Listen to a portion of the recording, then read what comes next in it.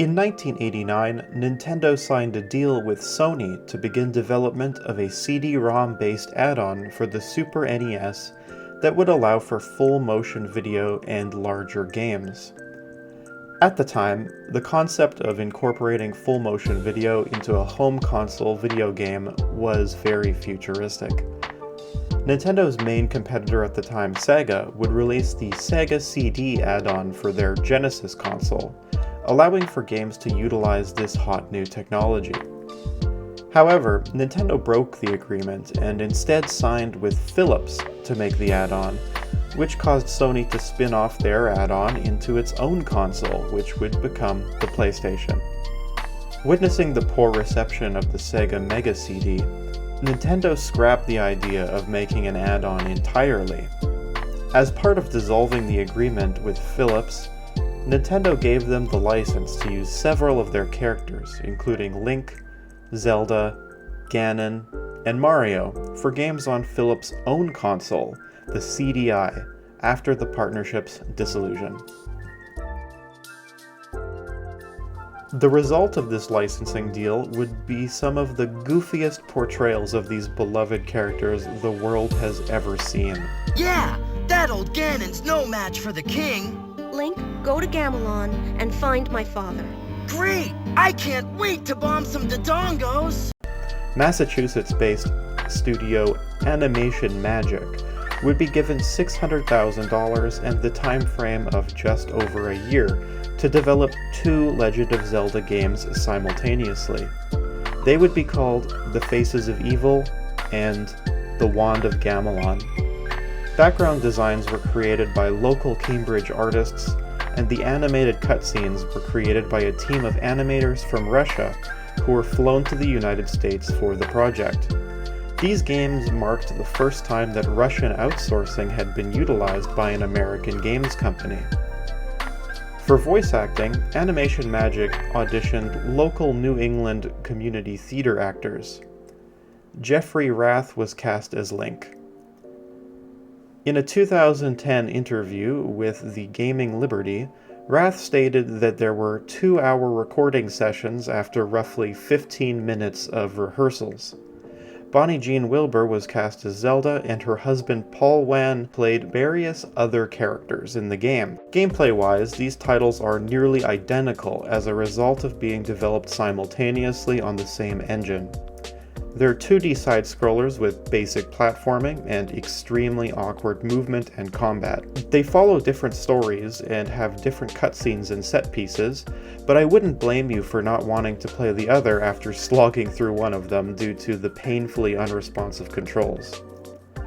If you plan on playing through one of these on original CDI hardware like I have, make sure that you're using one of the gamepad style controllers and not the infrared TV remote style ones that are more commonly found with this console. Trust me, it feels bad enough with a wired gamepad. Perhaps the most memorable aspect of these 2 games is the crudely animated cutscenes with hilariously bad writing and voice acting. There's a good chance you've seen memes of these scenes without knowing that they were from these games. If you were on YouTube circa 2007, seeing these were inescapable. Enough! My ship sails in the morning. I wonder what's for dinner.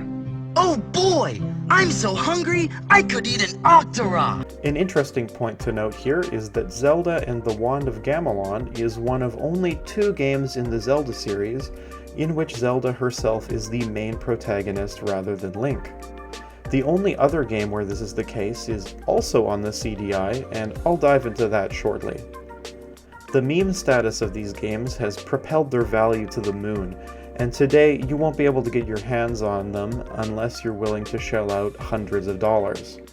I was lucky enough to get my copies before the pricing went too crazy, but if you really want to give these a try for yourself, don't worry. In 2021, a fan project released remastered versions of both games to play on your Windows or Linux-based PC.